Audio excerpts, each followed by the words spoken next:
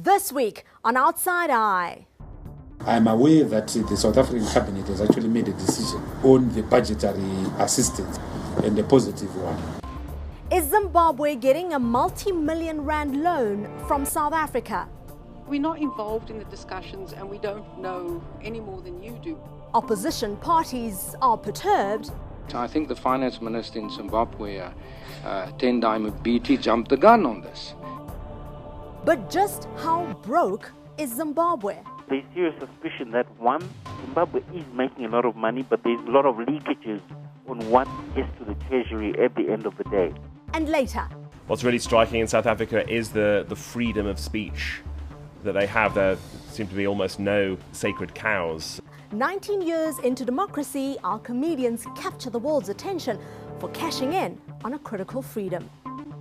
Hello South Africa, I'm Ngepile Mabuse and this is Outside Eye, a global perspective on South Africa in 15 minutes. Crossed the Red Sea and we are on our way to the promised land. All of us, black and white together.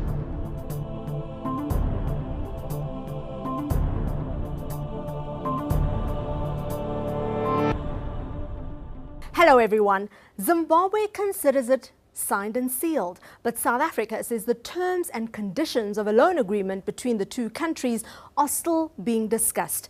According to the South African Treasury, the reported 900 million rand cash injection is aimed at increasing liquidity in Zimbabwe's financial markets and making money available to small and medium-sized businesses. The trouble is, Zimbabwe effectively has two parallel governments, one run by President Robert Mugabe and his ZANU-PF party, and the other by the MDC and Prime Minister Morgan Tsvangirai. For all intents and purposes, the country has two parallel economies as well, one broke and the other seemingly thriving. So where is this cash going to end up? Who will pay us back? And with what? My guests tonight will hopefully help us answer some of those questions. But first, a bit of background.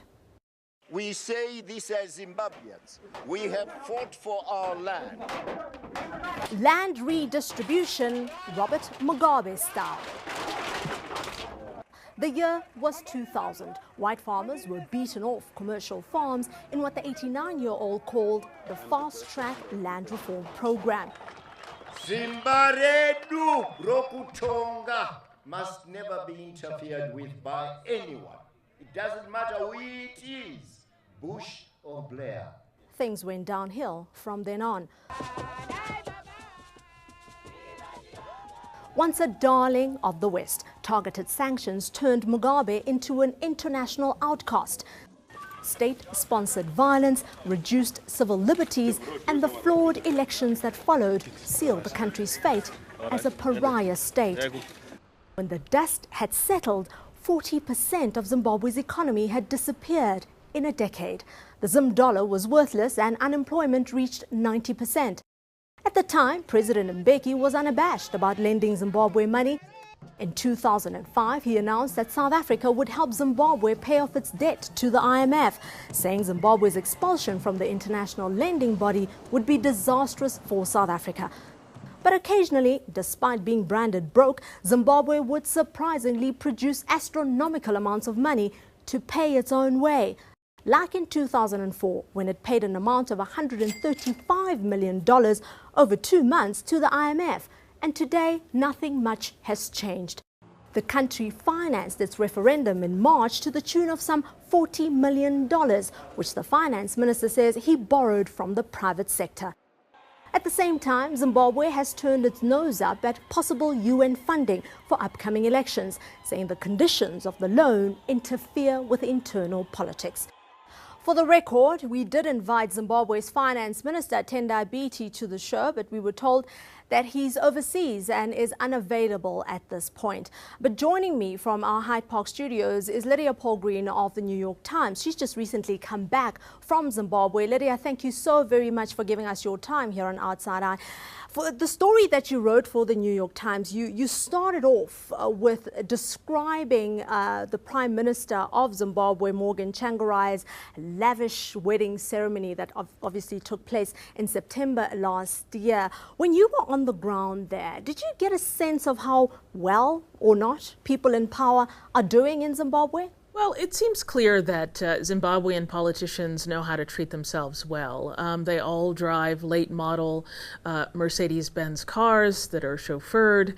They live in fancy houses. I mean, the Prime Minister, for example, he was a union organizer. He does not have any personal fortune from being in business or anything like that would predate his time as Prime Minister. And as Prime Minister, he makes a salary of a few $1,000s a month.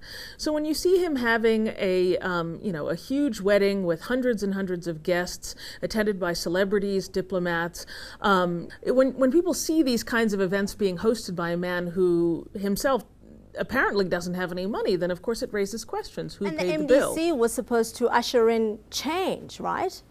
Right, and I think that a lot of people are scratching their heads and asking these questions and saying, "Wait a minute, are the MDC just a slightly less harsh version of what ZANU-PF has been all along?" And those aren't the only huge expenditures. I mean, if you look at the country's budget from 2011, there was $45 million that was spent on travel only for the Prime Minister and the President, Robert Mugabe. So, I mean, you're talking 400 million rand just on travel. Other priorities that seem perhaps for such a poor country and one that's, kind of out there with the begging bowl asking for other people to help organize its elections, pay for its schools and things like that. President Mugabe's office spent about 900 million rand just for the budget for his office.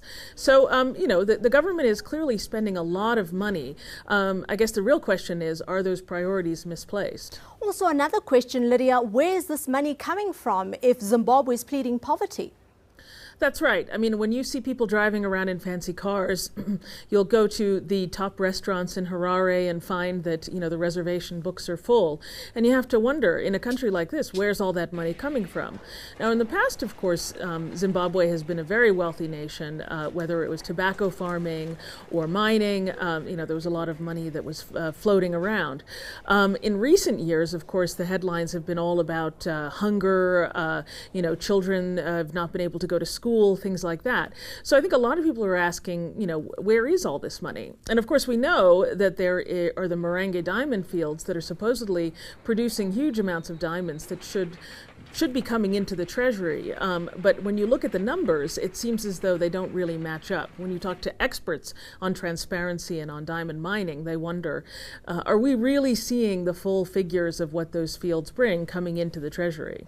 Exactly. Thank you, Lydia, so much for your reporting and for being on this show. That's Lydia Polgreen of the New York Times. After the break, a Zimbabwean economist helps us make sense of the numbers.